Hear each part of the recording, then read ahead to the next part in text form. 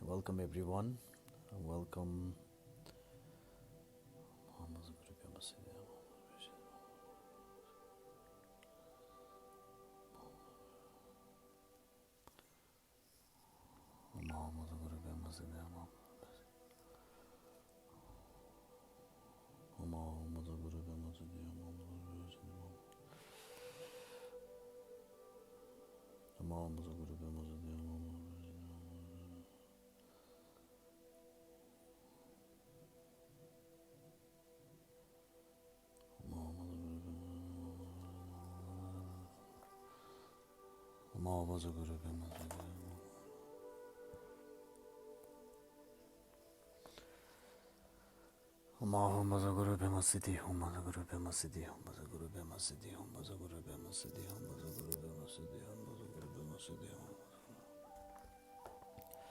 I hope the sound quality it's good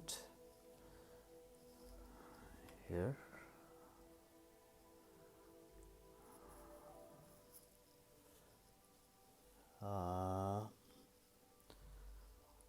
Let's wait a couple of minutes just to welcome everyone.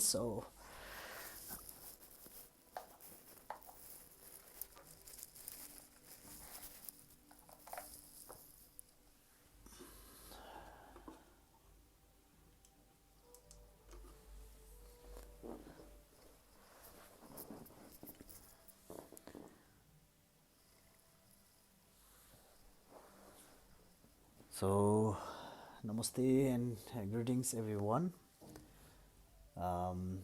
Going live still is a kind of challenging to me because technical thing I still have to figure it out, and I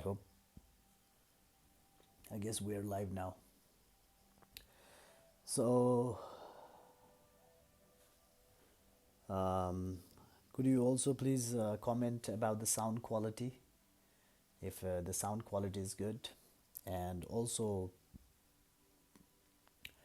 let me know where are you watching from, so that I know how far this video have reached. And so for today, as mentioned, we're going to talk about the Guru Padmasambhava, also known as the Lotus Born Master. And before we talk about the Padmasambhava, let's everyone take a moment, wherever you are in the Idaho, you're watching from Idaho, and so wherever you are in the world, let's take a moment to be grateful for your breath, grateful for your parents, grateful for the elements, and grateful for all the teachers.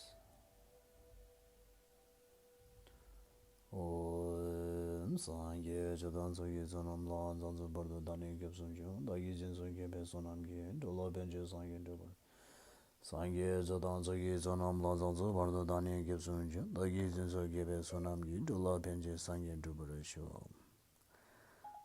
Sangye Jadan Soye Sonam Lan Zanzo Bardo Dani Gibson Jun, Dagi Jinso Gebe Sonam Gin, Dolo Benje Sangye Dubar Show.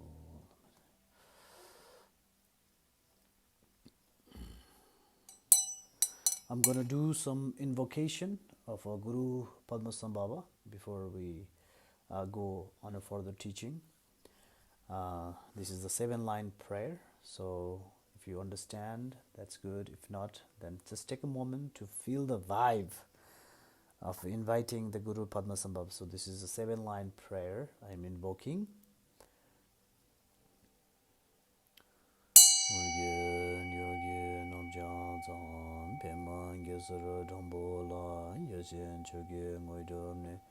Pema jungne Jesu dran kordo kandro mangbe ko kegi Jesu dhadub ne zingi lobjir Jesu so Guru Bema Siddhi Ugyen yogi nobja zang Bema gesar dhambo la yasen choge ngoydub ne Bema jungne Jesu dran kordo kandro mangbe ko kegi Jesu dhadub ne zingi lobjir Jesu so Guru Bema Siddhi Ugyen yogi nobja zang Bema gesar dhambo la yasen choge ngoydub ne Bema jungne Jesu dran kordo kandro mangbe ko kegi Jesu dhadub ne jinge lobje Jesu so Guru Bema Siddhi Hum. So after this invocation, I would like to also welcome everyone on this cyber network, cyber connection. So wherever you are in the world, so today we're gonna talk a little bit about this very special master known as the Guru Padmasambhava. As you can see the painting right here, a painting of Guru Padmasambhava, a very, very special master. And why it is special. So today we're gonna have a little sort of discussion and talk about why he is special. And what is the meaning and what is the invocation that we can all practice together to able to connect with this master known as the Guru Padmasambhava. And so before we talk about the Guru Padmasambhava, I think let me talk a little bit about the Buddhism. Why Guru Padmasambhava is it's known as the Tantric master. It's also because it is said that mostly the Shakyamuni Buddha that we know, it is said that he taught mostly to the people about the Sutrayana. Sutrayana means talking about more cause and effect, good karma and bad karma. And when we say Guru Padmasambhava, it means that he taught about the Guru Yoga. A Guru Yoga, it is one of these practices where we can find a method that can help to transform, that can help to attain enlightenment in one lifetime. So this is very, very very advanced practices. How can one transform all these, the deeds, merits, and emotions and everything, and attain enlightenment in one lifetime? And so this is the practice given by the Guru Padmasambhava to this Himalayan region in the world. And when I say Himalayan region, it means mostly like Nepal, northern India, Bhutan, Tibet, and Mongolia. Those Ladakh, these areas, if you go anywhere, you can almost find his statues everywhere. Because in that region, somehow to establish Buddhism, it was very hard. So I will give a small story about, let's talk about the small story about when this king named Trison Deltsen, around 7th century, when he invited this master called Santaraksita to establish Buddhism in Tibet. So Santaraksita went in Tibet, but he was unable to, establish Buddhism. For example, the king and the worker would make the temple in the day, and the spirit would destroy the temple in the evenings, unable to establish Buddhism in Tibet. And so, looking at that situation, the king got advice from the people there that he need to be invited. There is someone that you need to invite to establish Buddhism. So uh, Tizon Deusan, the king, invited Guru Padmasambhava in Tibet, and then they established. And Guru Padmasambhava, when he went into Tibet, the king showed to the place where the area where he wanted to build the temple, and then the Guru Padmasambhava did some practices in that area and invited all the spirits, all these spirits who were creating obstacles. He invited to have a meal, and so after that, it is something very different thing happened. Something very different thing happened after that. That is, they were building the temple in the day, the king, Padmasambhava, and other attendants, and the spirit would come and build in the night.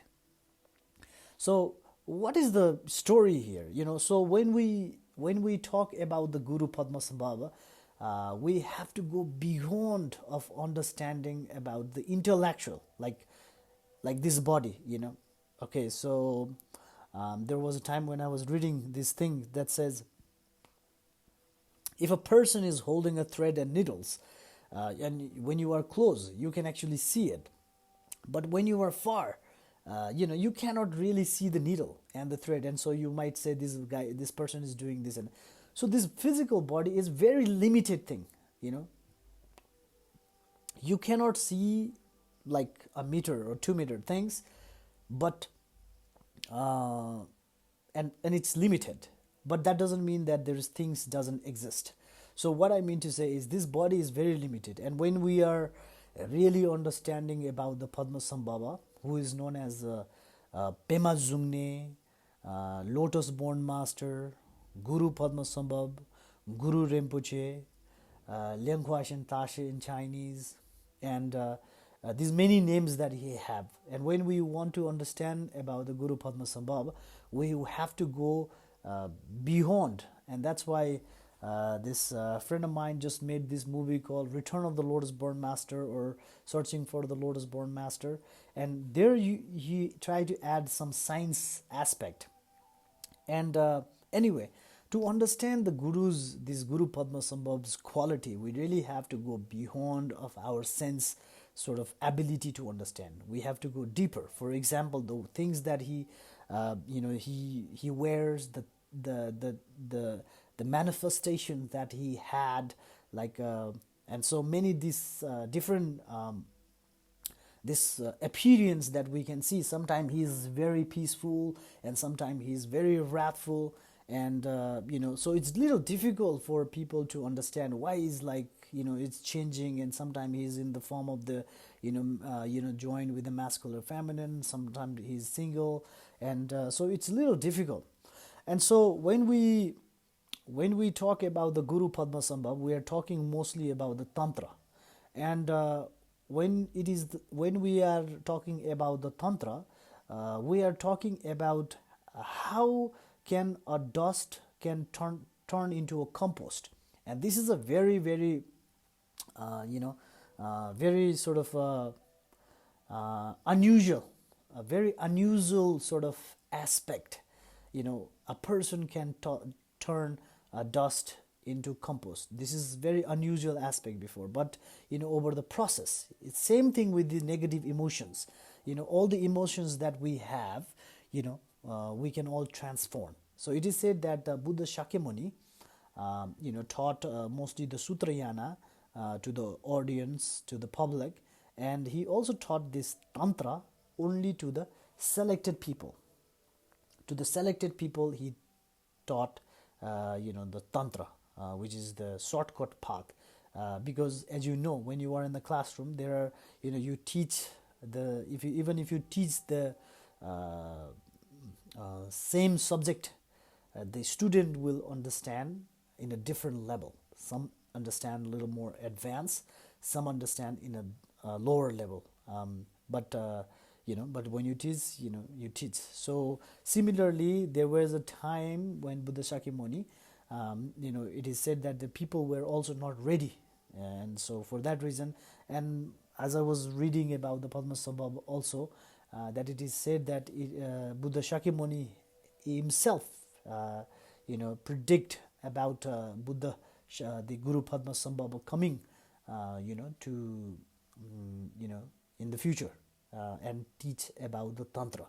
And when you really, travel to the Himalayan region in Nepal and Tibet, you really understand who is Padmasambhava, and you can really see his quality. There are some places like, footprint, there are handprint, there are head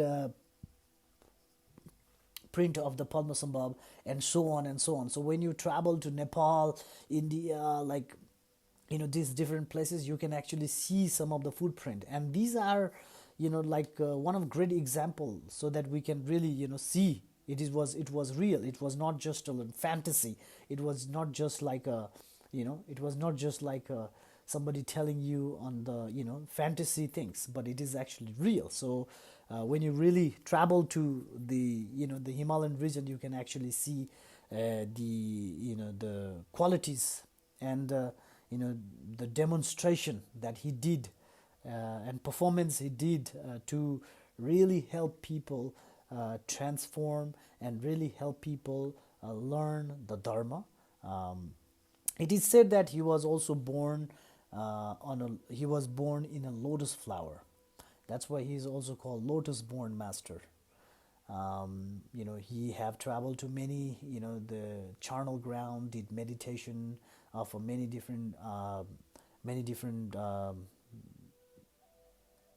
practices of different stages of on attaining many different levels of the mind.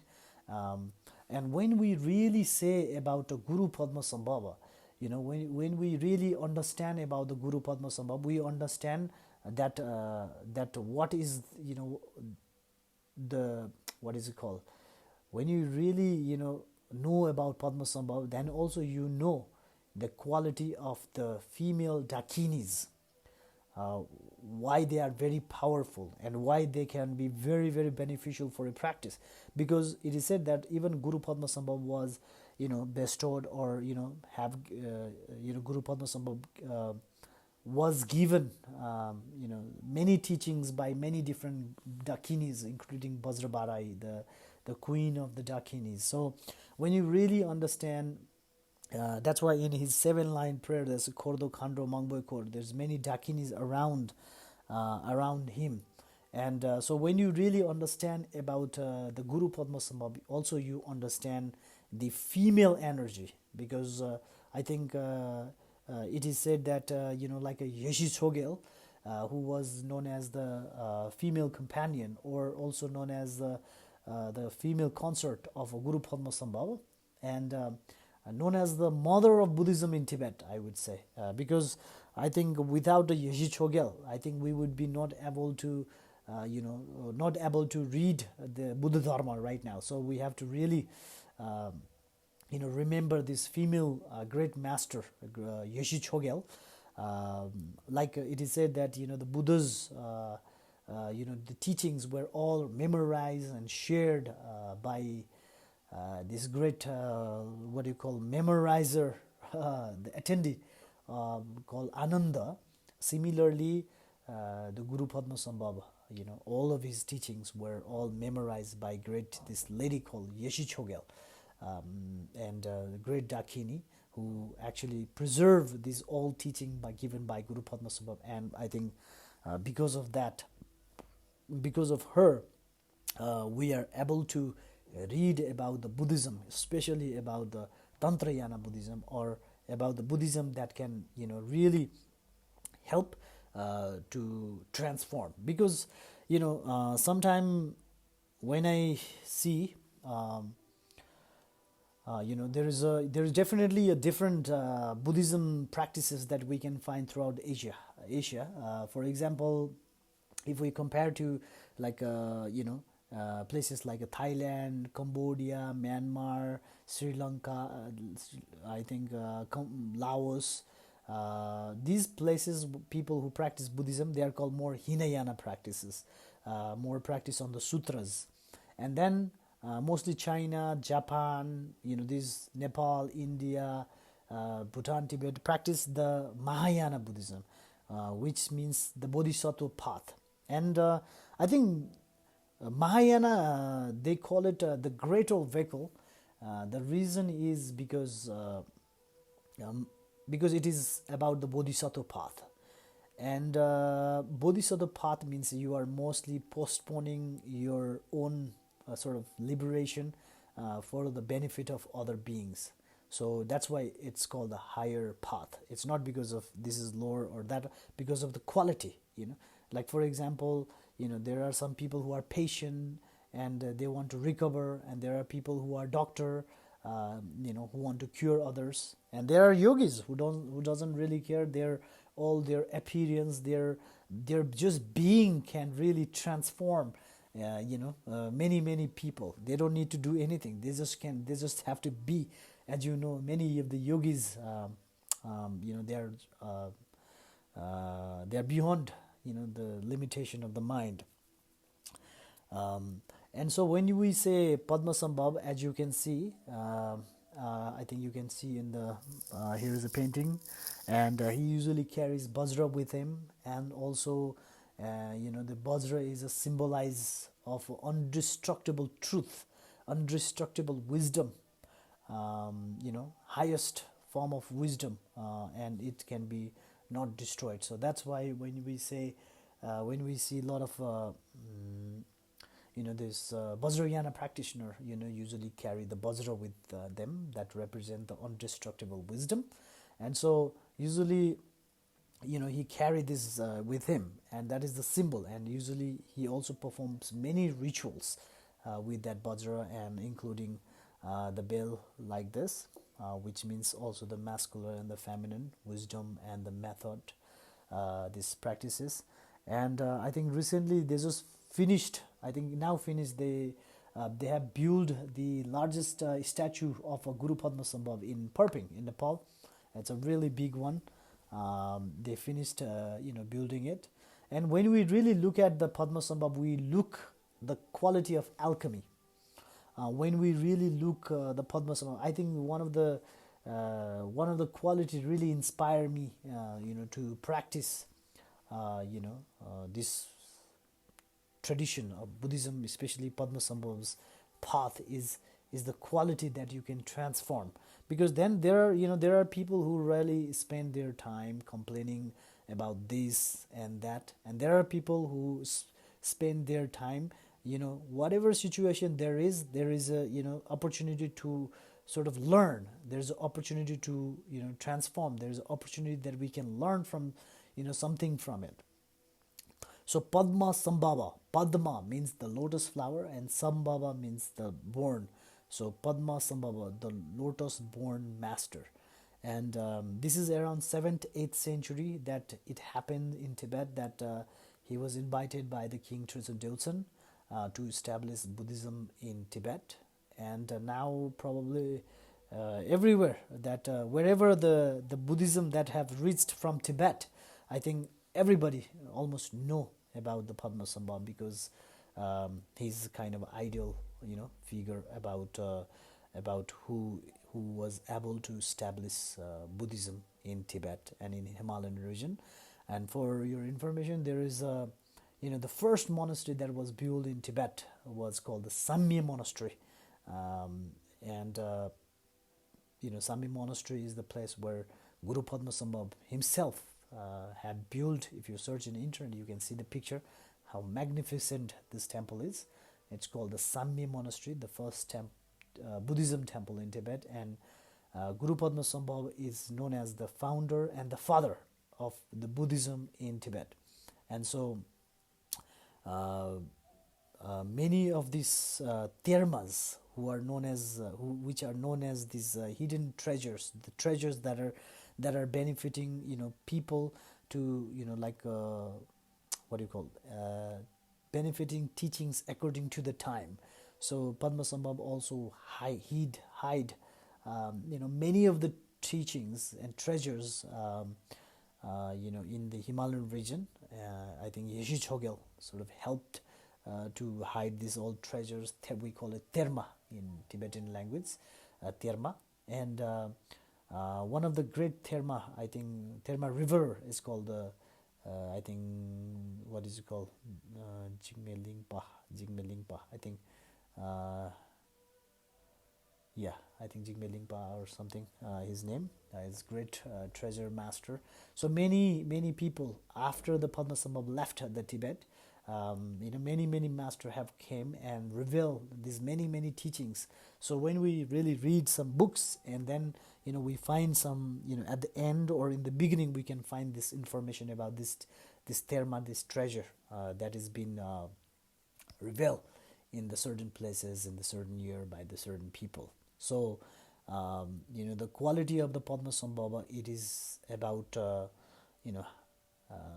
transformation, transformation of especially in this time which we call degenerate age.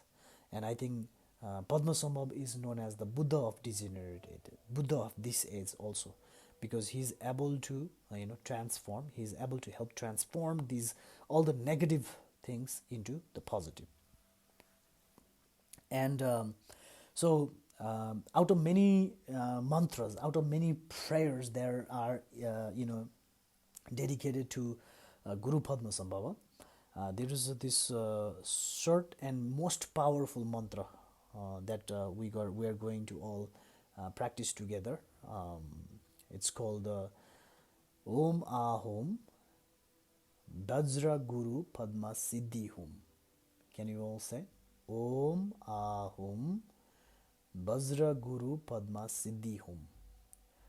Om Ahom Vajra Guru Padma Siddhi Hum. So this is the most powerful mantra in the entire Himalayan region.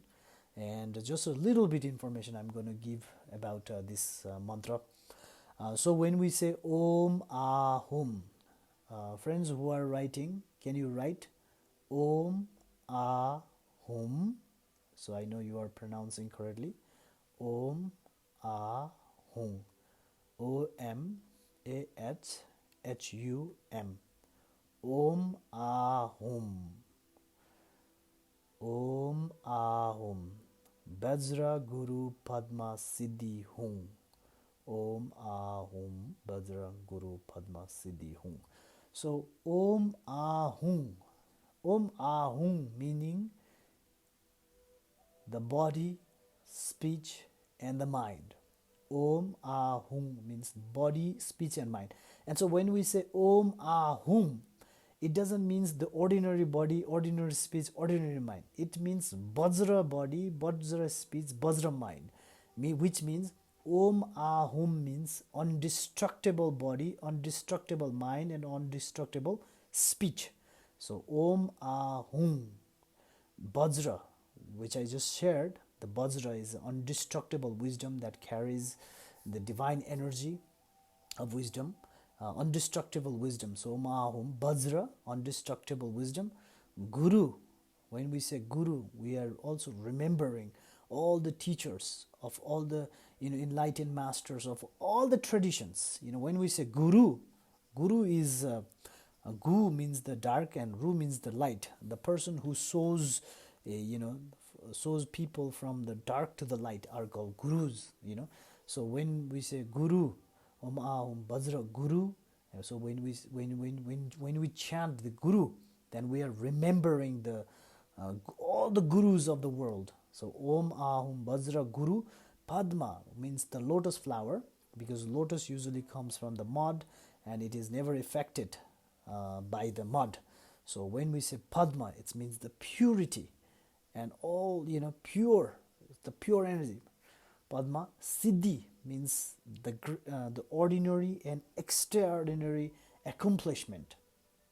Siddhi, this is called Siddhi. There are many people called Siddhi Baba, they are called Siddhi this, there is many names of that, which we say, and that is because it's a great accomplishment. Siddhi. Hum means bestow me, bestow, to my mind, to my spirit, so I can practice. So, Om Ahum Bhaja Guru Padma Siddhi Hum. So, we can chant in whatever way that is comforting into our body, into our space.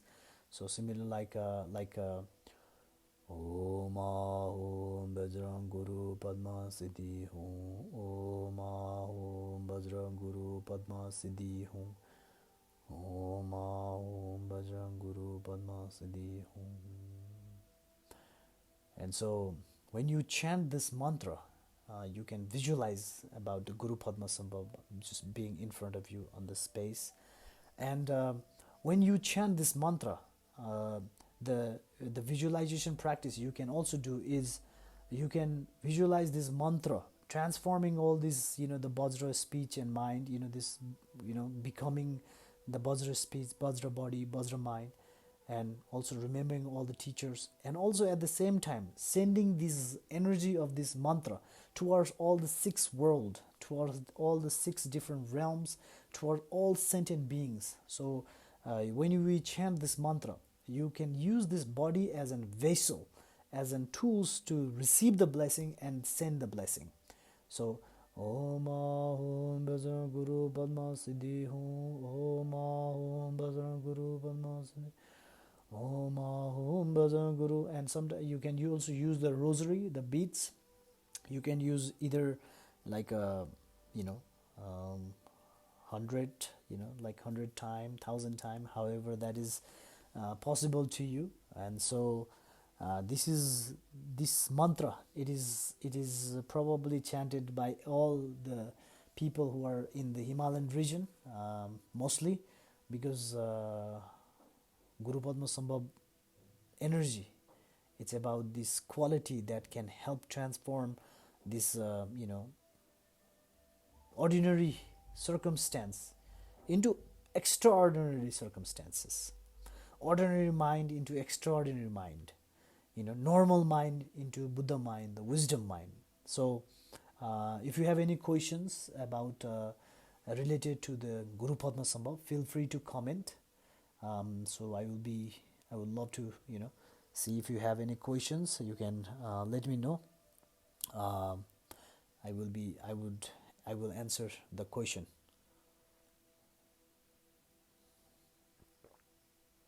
If you have any questions, any doubt about this Guru Padmasambhava and the mantra, you are welcome to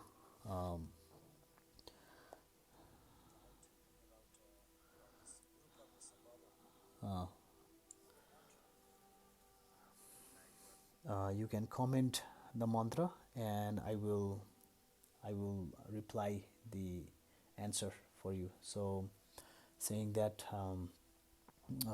thank you everyone for whoever have joined and watched this video, and wherever you are in the world, sending my good wishes. Let's dedicate everyone that may all beings everywhere find a way to connect to their heart. May every beings in the world find connection to their heart and to the land, to the nature, and looking forward for the next live teaching. And so much love. Om Jambal Bhavin Jatra Kimbo Dam Kundo Zombo Dea Dese Deda Kuvi Jesu Daloji Gewa Deda Tamche Raptum Gewa Magi Dodo Kulama Gewa Magi. And one of the profound thing I have learned over the time in practicing meditation and Buddhism is whatever meditation that you practice, whatever merit that you have accumulated, it's very, very important to dedicate this to all the beings. So energy that is created, that may benefit all beings. So just keep that in mind every time you practice meditation, which will enhance, which will amplify your practice, and become more strong in your practice and progress more over the time. So sending much love. Namaste.